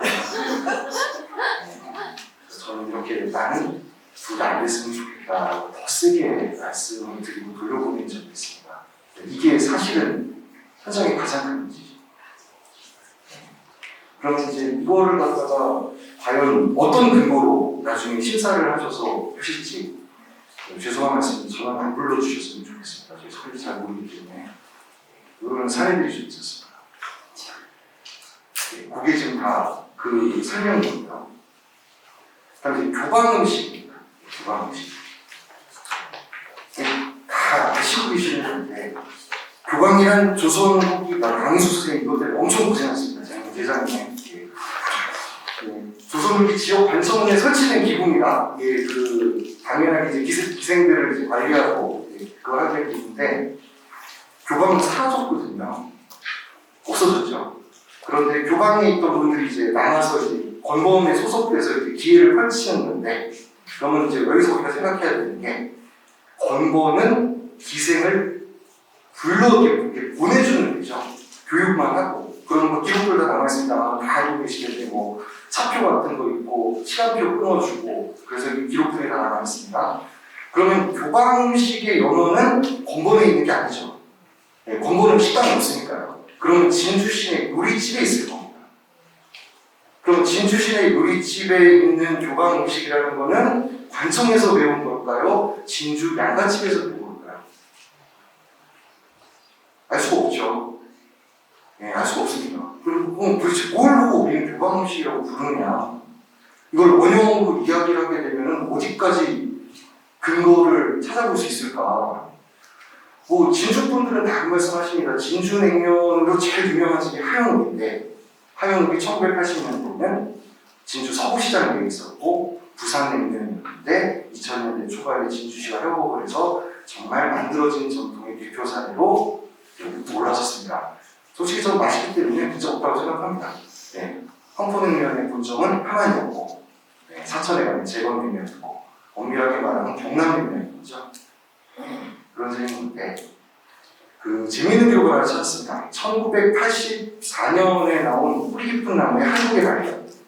그러니까 이게 뿌리 깊은 나무가 폐간이 되면서 그 한창기 선생이 어떻게든 잡지를 만들고 싶은데 군사정부가 인정을 안 해주니까 무크지 형태로 한국의 발견을 만들었고 그리고 지금 보셔도 대단한 게 뭐 세계적인 사진가불러다가 그 비싼 엑타크롬으로 사진을 찍어놨기 때문에 굉장히 소중한 자료가 많은데요. 거기 진주냉면 관련 기록이 뭐라고 설명되어 있느냐? 한해 묵은 장조림 국물에 메밀면을 넣고 육전을 곁들인 다음에 두부전을 잘라 어울린 게 진주냉면이라고 되어 있습니다. 그리고 거기 기록이 그렇습니다. 네. 그리고 진주 시내에서 진짜 진주냉면을 만들었던 데는 지금 냉면 안파는 가불가된다. 네. 뭐 그런 말씀을 하시는 어르신들도 계세요. 제가 지금 와서 하영옥이 가짜라는 얘기 확실히 않고요. 하영옥도 맛있게 먹기 때문에 만들어진 전통도 충분히 인정할 수 있거든요. 근데 재밌는 거는 제 지도학생 한 친구가 요리사인데 이거를 공부하겠다고 경남냉면을 공부하면서 이 친구가 살짝 가르쳐줬더니 정말 경남일 때 여기 다 드셨어요. 근데 의령소가 아시죠? 네. 의령에 있는 다시식당 사장님이 지금은 인정 안 하시는데 처음 찾아뵀을 때 뭐라고 하셨냐면 처음 이 의령소가 만드신 당신 시어머니가 진주에서 시집 오셨거든요. 근데 그 뿌리 깊은 나무 기록이 맞다면 가장 진주냉면과 가까운 음식은 의령소입니다. 아무런 의미가 없긴 해서. 네. 그러니까 마찬가지입니다. 그럼 우리는 도대체 뭘 보고 원형이라고 그러고 뭘 보고 전형이라고 그럴 거냐. 생각을 해볼 것이 정말 많다는 거죠. 네. 그 진주 시내에 그 교방 음식 비슷하게 요리집을 계승하고 있는 거는 그 진주시 그 갤러리아에 있는 그 큰 통로 가운데 있는 이신 요리학원이라고 큰 게 아니거든요. 네. 거기 계신 분들이 주로 이제 이 음식을 재현하셨다고 그러는데 거기서 가장 연세 많으신 분이 최근에 그랬습니다. 자, 그래서 이제 본격적으로 그러면은 여태까지 무형문화재 심사 기준이 원형이었나 전형이었나? 그러니까 물론 무형법 제정 이전에 2013년도에 판소리 보유자 인정조사보고 기록이 오픈이 돼 있습니다. 지금은 닫아놓으셨나 모르겠는데 제가 이제 봤던 기록은 그냥 저 표시해낸 데다 말씀드릴게요. 방목축제 홍보갑니다. 저 심사위원들의 기록이 더 슬픈 건 제가 그래도 판소리 공부한다고 급하게 오래 있어서 스캐닝이 있거든요. 그 시체를 보니까 어떤 분인지 알겠더라고요. 네. 보십시오. 공연 능력은 우수하나 방목축제에 강렬하고 힘이 있는 착곡과는 일정한 차이가 있으며 네. 그 돌아가신 갑자기 각송님의 영향이 강하게 나타나서 본래 박학 소리에서는 거리가 있으며 평범한 소리가 되어 아쉬움이 컸다. 자, 이거는 방목축제인데 당신은 박송이 소리와 가까우니 문제가 있다라는 이야기입니다. 그죠? 그러면 이거는 기존의 원형 규칙 원칙을 가지고 이야기하고 있는 심사자입니다. 근데 두 번째 심사자는 자신의 소리가 무엇인지 정확히 알고 있지 않다. 그러니까 예술성을 드러내라 이거죠. 이거는 적용성에 가깝습니다. 그러면 그 이전에도 평가할 때 다 이게 되어 있는 거죠. 저도 판소리 뭐 이런 거 들으러 가면 그런 거 많이 합니다. 뭐 어떻게 해야 되는 거야? 헷갈리는 경우가 많거든요. 거기다가 옛날에는 판소리도 뭐 색동소리라고 비난을 받을 지언정 이 선생님 저 선생님한테 다 배워서 자기만의 독창적인 소리가 나왔거든요. 근데 이제 동편 서편부터 이렇게 부착화된 다음에는 어떤 일이 벌어지냐면 그걸 저희가 뭐라고 부르는 사진소리라고 합니다. 그 다음에 이제 기술이 발전하니까요. 옛날에 이제 테이프에 녹음해서 들었거든요. 근데 테이프 오래 들으면 아시잖아요. 늘어나니까 속도가 안 나는데 이제 드디어 CD 플레이어가 등장했습니다. 그러니까 반복 청취가 가능하니까 선생님 소리에 녹음이 잘 되는 똑같이 따라볼 수 있는 거죠. 요즘 친구들은 직접 녹음할 수 있으니까 원래 부전심수할 때 제일 환장하는 게 분명히 어제는 이렇게 얘기했는데 오늘은 이렇게 이야기하고 내가 언제 그랬냐고 선생님이 그러시면 돌아버리는 거거든요. 근데 MP3 플레이어 녹음이 되니까 뭐가 맞는지 알 수가 없는 거죠. 그럼 이렇게 되면은 사실은 뭐 이거 전형성이라고 불러야 될지 모르겠지만 아까 앞에 발표 전생이 말씀해 주신 것처럼 기록이 끝난 상태에서는 보유자가 됐든 이수자가 됐든 자유로운 예술적 성취를 이룰 수 있도록 내버려 두는 것도 오히려 더 생명력을 가지게 하는 방법이 아닐까. 저는 개인적으로 그런 생각을 되게 많이 가지고 있습니다. 그래서 지지난달에 제가 판소리학에서 오래 일을 했는데 이날 집에 안희호를 불렀어요. 불러서 얘기를 좀 들어보고 요즘 이 안희호가 인기가 많아서 곳곳에 불려가는데요. 그 부르실 때 잘 부르셔야 됩니다. 왜냐하면 안희호한테 소속사가 생겼습니다. 이날 집에 소속사가 생겨서 소속사를 통해서 부르시면 돈을 엄청 요구합니다. 네, 그러니까 개인적으로 부르셔야 움직이기가 좀 편해졌는데 자, 이게 과연 판소리의 원형은 아니죠. 예, 판소리의 원형은 아닌데 학회가 다 끝나갈 무렵 연세드신 선생님들께서 일갈하시더라고요. 저게 무슨 판소리냐. 그러면 이제 후학들 입장에서는 할 말이 없는 거죠. 그럼 어떻게 하라고. 좀 심한 표현으로 어쩌라고 라는 얘기밖에 안 나오는데 연구자들도 다 알고 있습니다. 이날 집밴드의 법내령도가 인기를 끌었던 건 소리가 좋아서가 아니라 저 앰비기어스 댄스 컴퍼니와 함께 만든 저 뮤직비디오가 힙했기 때문입니다. 그러니까 판소리가 다시 살아날 수는 없습니다. 근데 그거를 인정하는 사람이 아무도 없죠. 될 거라고 다들 착각에 빠져있다고 저는 생각합니다. 그러니까 거기다가 유튜브라는 매체가 있었으니까 가능했습니다. 이게 없었으면 가능했을까요? 이것 뜬 다음에 관광공사는 별로 다 만들었잖아요. 최근에 나온 게 서산에서 그 매드맥스처럼 경운기 쫙 날아가고 뭐 그런 감각들은 되게 좋지만 이게 살아남을 수 있을까요? 근데 학교 언론들은 저게 무슨 판소리냐고 하시면 안 그래도 판소리 아니면 저희도 알고 있는데 더 이상 나눌 말씀이 없어요. 그러면 이 안에 있는 판소리 전형이 뭔지를 우리가 생각을 해봐야 될 거라고 저는 생각하거든요. 네, 또 사례 하나가요. 여쭤보고 싶은 게 최근에 이 하반에 낙원우리 이거 담당하시는 분이 저희 과에 계셔가지고 여쭤봤더니 불 피우는 거 있잖아요. 화약 그런 거죠. 특허를 내셨다고 하더라고요. 이게 가능한가요? 이 사람들이 냈으니까 문제가 없는 거겠죠. 근데 저는 거기에 대해서 거꾸로 여쭈고 싶은 게 그러면 기술은 발전하는 거 아닙니까? 그러면 이게 특허를 해서 이제 좀 덜 타게 하고 더 오래 타게 하는 특허를 만드셨다는 건데 이게 만약에 원형으로 고착화되면요. 그러면 새로운 기술이 나와도 쓸 수가 없잖아요. 그러니까 이것도 과연 옳은가? 예, 좀 헷갈리더라고요. 물론 뭐 그때 터부리면 되죠. 예, 문제는 없을 것 같은데 뭐 이런 식의 문제들은 이제 계속 생각해 볼 수 있을 것 같아요. 뭐 그래도 그나마 최근에 뭐 붉은 당신 뭐 그 드라마의 첫 장면인가에 그대로 이제 재현을 해가지고 인기가 있었다는데 예, 여튼 제가 확인한 바로는 그 불타는 거를 지금 특허를 했다. 지금 실용시나 등록인지까지 모르겠고요. 자 그렇다면은 새로운 전통의 창조는 과연 불가능한가? 물론 그 에릭 흡수범이 만들어진 전통도 이제 너무 오래돼서 사회학 일각에서는 문제가 있다. 뭐 다른 얘기를 해보자라는 얘기가 나온 지 오래된 건 저도 알고 있습니다만 우리는 어떻게 보면 무형문화재를 놓고서는 만들어진 전통을 놓고 만들어진 전통을 또 만들겠다는 것조차 허락되지 않은 상황이 아닐까 라는 생각을 저는 개인적으로 되게 많이 하고 있습니다. 그러니까 집들이 동물음을 갖다가 저도 안 될 건 알고 있는데 전형성을 강조해서 이야기하면 과연 심사위원들이 받아주실까? 그럼 원형성을 찾기 위해서 저는 뭘 더 조사해야 할까? 헷갈리는 거죠.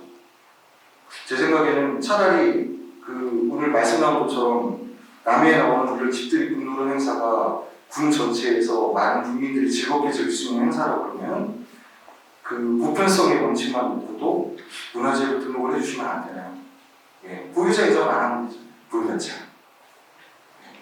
그런 생각들을 되게 많이 하고 있습니다. 대중적으로 개편할 수는 없을까?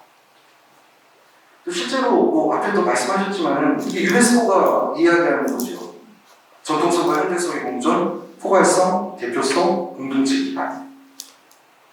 우리의 무용법도 이 기준에 의거하고 있다면 이거를 포함할 수 있는 폭넓은 이야기들은 더 해볼 수 있지 않을까라는 얘기예요.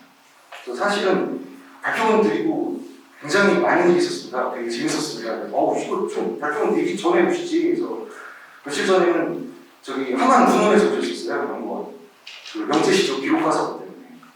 그래서 말씀을 쭉 들었는데 지금 도내에 그 시종이 가곡을 전공으로 하고 계시는 교수님이 두 분 계세요. 저희 학교에 강경호 선생님이고 저기 경남대 북교과 이승준 선생님이 계시는데 강경호 선생님이 전문이고 이승준 선생님은 약간 조금 다릅니다. 세부 전문.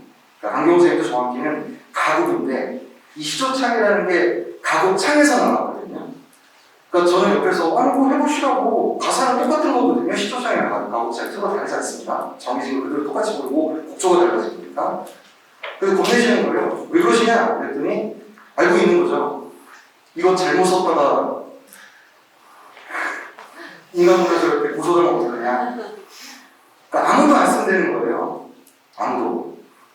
하다가 어떻게 이제 하시기로 했어요. 그래가지고 그 원에서 오셔가지고 책자를 보여주시는데 명제시조 지금 무형문화재, 보무형문화재로 되어 있는 등 책을 보니까 뒷목을 잡고 쓰러질 뻔했죠. 책 쓰실 내용이 사실 없거든요. 왜냐면 문학적인 내용에 시조창은 다 있는 거니까 가장. 그런데 사실 제가 강경호 선생님이랑 이런 얘기를 많이 하는 게 진주 내려와가지고 지역 문화에 대해서 어떻게 공부해볼까 여기저기 찌르고 다니다가요. 아마 다 알고 계실 텐데요. 아직도 영남에는 시조창 경연대회가 매우 많습니다. 정말 많습니다. 진주 시내에도 두세 곳 있는 걸로 제가 알고 있고요. 아마 창원 한교에서도 하는 걸로 알고 있습니다.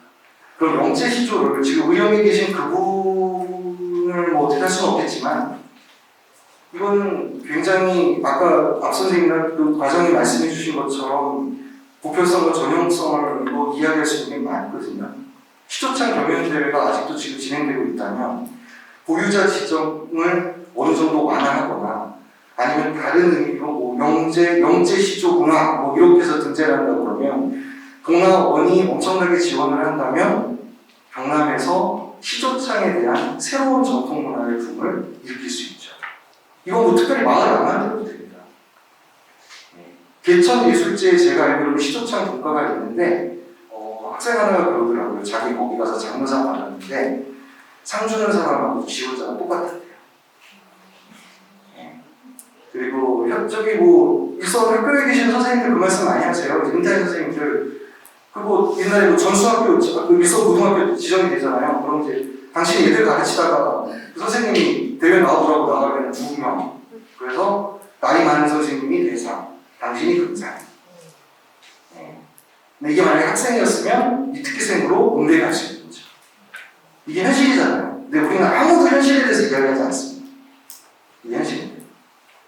그러면 차라리 경남연구원이 앞장서셔서 영재시조를 대중화한다는 이야기를 하고 경진대회만 해주셔도 갈수록 노인인구는 들어가는데 이게 활성화되면 총알로 경남의 대표적인 무형문화유산을 많은 시민들이 즐기는 형태로 만들 수도 있죠. 제가 오늘 드리고 싶은 말씀은 사실 이런 종류거든요. 그러면 이제 그래도 시간이 너무 많지 않아요. 끝까지 다르지 않아요. 한부적으로 그럼 빨리빨리 말씀드리겠습니다. 그만큼 하잖아요. 이게 복원된 편측은 누가 주고 있는가? 이게 진주호강대 1998년에 됐는데요. 7, 80년대 계약 탈춤패, 풍물패, 흥할때 그분들이 사회에 오셔서 자리 잡고 어느 정도 먹고 살만해지셨을 때 그분들이 주축 세력입니다. 뭐 그게 잘못됐다는 게 아니라 문제는 이거죠. 이게 2003년에 사천시 전통문화육성학교로 사천축동초등학교가 이제 지정이 된 다음에 전국적으로 청소년 탈출 경연대회가 있습니다. 이게 초등학교 부분은 이렇게 지정된 학교에 학생들이 많이 입상을 하고요. 중고등학교는 거진 다 예고 학생들이 입상을 하거든요. 이제 이렇게 해가지고 대학하는 거죠. 근데 문제는 제가 묻고 싶은 게 제가 20몇 년 전, 근 30년 전에 배웠던 문학교과서보다 지금 고등학생들이 배우는 문학교과서가 3분의 1로 줄었거든요. 고전문학 분야는 정말 많이 줄었는데 과연 저 초등학생들이 사천오광대 가산오광대의 가사를 이해할까요? 근데 탈춤이 그 당대 인기를 끌었던 이유는 생명력을 갖고 있는 게 반대사회상을 반영하고 그 문제를 강력하게 공부했기 때문에 살아남고 인정받을 수 있었던 건데 그럼 춤하고 음악은 그대로 두더라도 학생들이 현장에서 자기들 학교 생활을 가사를 바꿔서 즐겁게 만들게 되면 탈춤이 21세기 우리 일상에서 새롭게 숨쉬는 문화의 공연예술로 바뀔 수는 없는 건지. 실제로 가사노동인데 운동이 가장 안 하는 거 문제 때문에 지정 폐지 얘기까지 나왔었는데 그게 지정 폐지의 얘기를 할 게 아니라 이걸 더 풀어주면 안 되는 건지가 제가 제일 여쭙고 싶은 부분입니다. 이 얘기를 좀 풀어줘. 이 사람인데 이 사람이 그 유명한 예솔아 할아버지께서 부르셔라는 노래를 불렀던 그 친구입니다. 근데 어려서 소리를 배우면서 그 오정수 선생님 밑에서 여러 시간 완창을 하고 나중에는 뭐 밴드 만들고 이렇게 됐고 머리가 좋죠. 뒤에 엄청난 기획자가 되는 겁니다. 브레이트의 사천에서의 여성 기획자들 이 브레이트의 서사극은 사실 동양극의 영향을 많이 받았기 때문에 이 서술자라는 존재가 등장하는 게 되게 특이점이거든요. 물론 팔소리가 브레이트의 서사극에 영향을 주는 건 아닙니다. 근데 그 형식의 공통점을 이 사람은 너무나 정확히 잡아놓은 거죠. 그래서 뒤에 엄청난 그 문화적인 배경을 바탕으로 세계적인 히트를 쳤는데 왜 이 사람의 이걸 가지고는 팔소리가 아니라고 말하시는 분들이 아무도 안 계실까요? 서울대를 다녔기 때문이겠죠. 네. 저는 그런 생각밖에 안 됩니다. 실제로 바닥소리, 뭐 소리엿에 이런 창작한 소리를 만드는 사람들은 굉장히 많은데 이 사람만은 스타성이나 공연 경력을 갖고 있지 못하기 때문에 아니면 너무 시의성이 강해서 인정을 못 받는 경우가 있어요. 그러면 판소리가 이렇게 변해서 이 창작판 소리가 진주에 와서도 공연했는데 매진됐거든요. 그런 식으로 탈춤도 바꿀 수는 없을까? 제가 그게 궁금한 점입니다. 이 말씀만 드리면 될 것 같아요. 정노식의 조선 창극사가 1940년에 출간됩니다. 이 정노식은 이제 월북했죠. 사실은 해방 정노식에 똑똑하다는 사람들은 다 월북했고 그 가곡이랑 정확하게 대가했던 하마진 역시 월북했기 때문에 우리 가곡의 정확한 모습을 알 수 없다라고 주장하시는 연구자가 계신 것으로 알고 있습니다. 근데 그때요 이동백이 이런 얘기를 합니다. 그리고 정노식이랑 같이 얘기를 한 건데 1940년 후반의 내용입니다. 광대지시여 고전의 창극조에만 힘쓰지 말고 현대적 요구에 응하여 신방향을 취하기 어떠한가. 춘향전이나 흥보전이나 기타 고전이 옛날 그 시대에 있어서 그 시대상을 배경으로 한 작품이라면 오늘 시대상을 배경으로 한 작품을 넉넉히 낼 수 있는 것이 아닌가. 이 의미에 있어서도 광대들 자신의 교양이 있어야겠지만 사회에서 유지인사들이 지도할 필요가 있지 않을까. 광대지시여 한번 깊이 가슴 아파가 있기를 바랍니다. 이게 거의 100년 전 얘기인데 우리에게 그대로 적용할 수는 있다고 생각합니다. 네.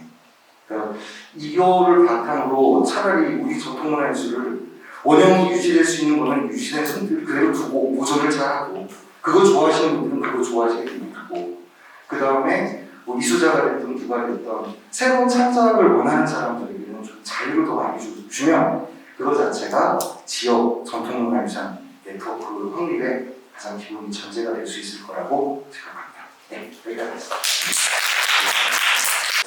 설교수님 발표 잘 들었습니다. 오늘 세미나 이제 마지막 발표입니다. 경남연구원 미래전략본부 박시대 연구위원님의 경남무형문화유산 정책 현황과 과제에 대한 발표가 있겠습니다. 박수로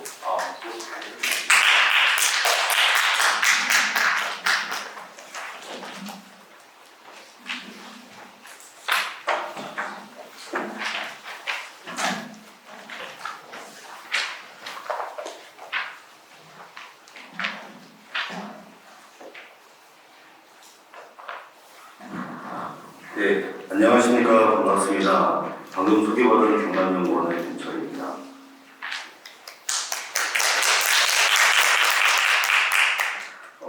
지금부터 경남무형문화유산 정책의 현황에 대해서 말씀드리도록 하겠습니다.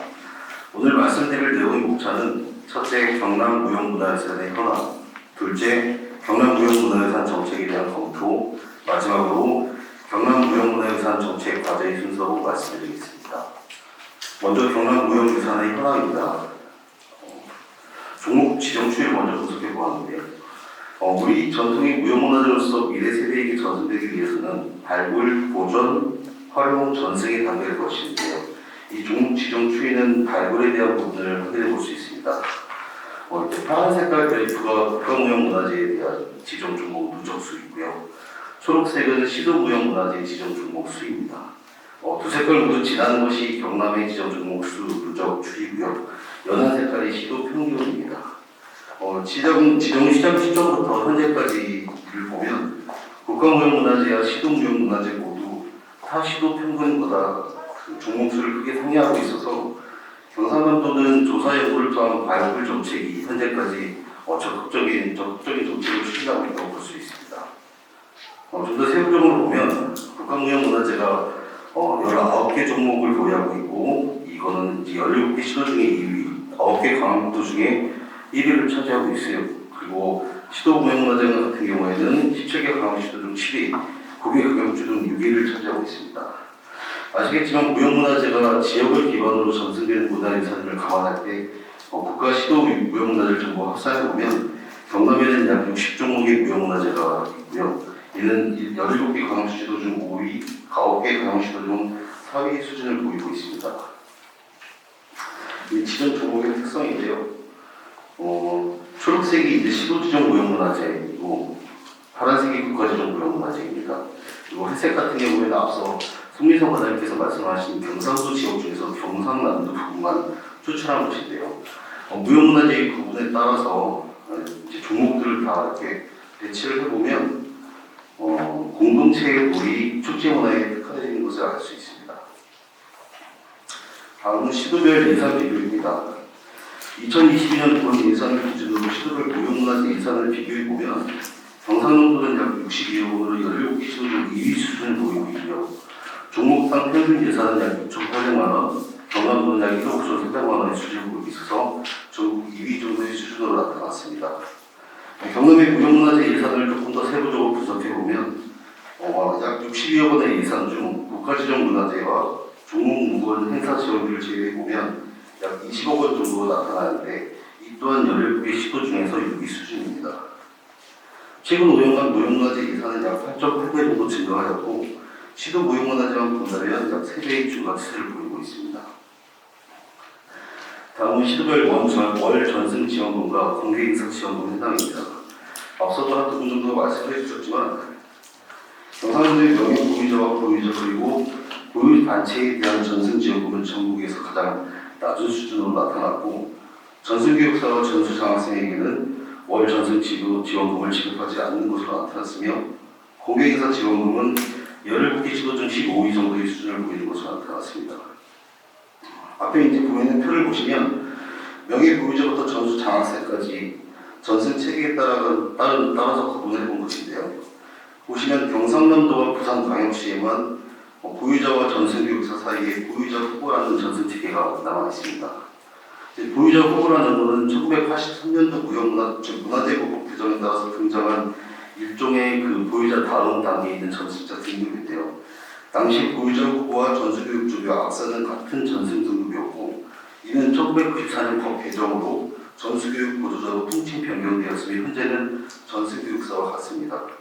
1983년 법 개정 이후에 경상남도에서는 어떤 이유로 보유자 후보와 전수교육 조교가 전승 체계에 들어오게 되었고 들어오게 되었다 하더라도 1994년 이후에 전수교육 보조자로 변경되지 못하고 현재까지 이르게 되었는지는 후에 한번 살펴볼 필요가 있습니다. 왜냐하면 전승 체계가 많고 복잡할수록 일반 전승자가 보유자가 되기 어려워지기 때문에 이는 전승자들이 전승 의지 악화와 잠재적 전승자들이 전승 자원을 확보하기가 어려워지기 때문입니다. 다음은 전수교육과 현황입니다. 국가무형문화재 19개 종목 중 18개 종목, 그리고 시도무형문화재 41종목 중 24종목의 전수교육관이 있는 상태이고 17종목은 없는 상태입니다. 다음은 시도별 무형문화재 조례 시정 현황이고요. 2015년 무형문화재법 제정 이후에 2016년 인천광역시를 시작으로 2021년 강원도까지 17개 시도 중 16개 시도에 시도 무형문화재 조례가 제정되어 있고 경상남도는 2021년 내에 제정하였습니다.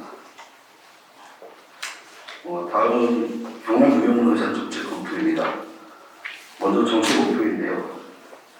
제4차 경상남도 종합계획에서 무형문화재 관련 계획을 도출해 보았을 때 문화유산의 체계적 관리 보존을 위해 첫째 경상남도 무형문화재 보존 진흥에 관한 조례 제정을 통한 전승체계 선진화, 둘째 무형문화재 분리에 따른 지정 현황화 및 비지정 무형유산 발굴을 통한 세부 목록 작성, 셋째 전수교육관 운영 실태 파악 및 내실화 강화 마련, 넷째 경남 무형문화재 기록화 사업 및 모니터링 기비 구축이 제시되어 있습니다.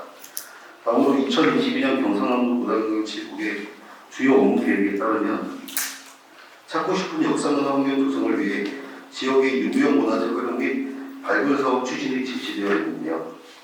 이를 좀 더 세부적으로 보면 무형문화재 담당자인 가야가 유산과에서는 2021년에 이어 무형문화재 기록화 사업과 미래무형유산 발굴 육성이 제시되어 있습니다. 또 무형문화재 기록화 사업은 2025년까지 10개 종목을 목표로 하여 작년에 하만 동용 올리는 영대 시조를 추진 중에 있습니다. 미래무형유산 사업은 문화재청의 공모사업인데요. 2021년에는 진주시 의원별제가 설정되었고 올해는 추진 중에 있습니다. 이 외에도 문화관광체육의 주요 핵심 사업으로 무형문화유산의 지속가능한 전생활 조성이 있습니다. 현재 경남도의 무형문화재가 계승자원 감소와 경쟁력 약화로 인한 전승 단절 위기에 있다고 파악을 하고 무형문화유산 전승 기반 확대를 위해 세 가지 사업을 추진할 계획입니다. 첫째는 영남권 무형유산 구심점 역할을 수행할 국립무형유산 밀양 유치인데요. 이게 작년 12월에 국회 심의가 확정된 사안입니다. 두 번째는 미래무형유산 발굴 사업 추진인데 실질적으로 미래무형유산을 발굴하고 하는 사업들은 시군에서 하고 있는 상황이고요. 마지막으로 지역 무형문화재를 기록화 및 도매 향유 프로그램 발굴 지원 사업입니다.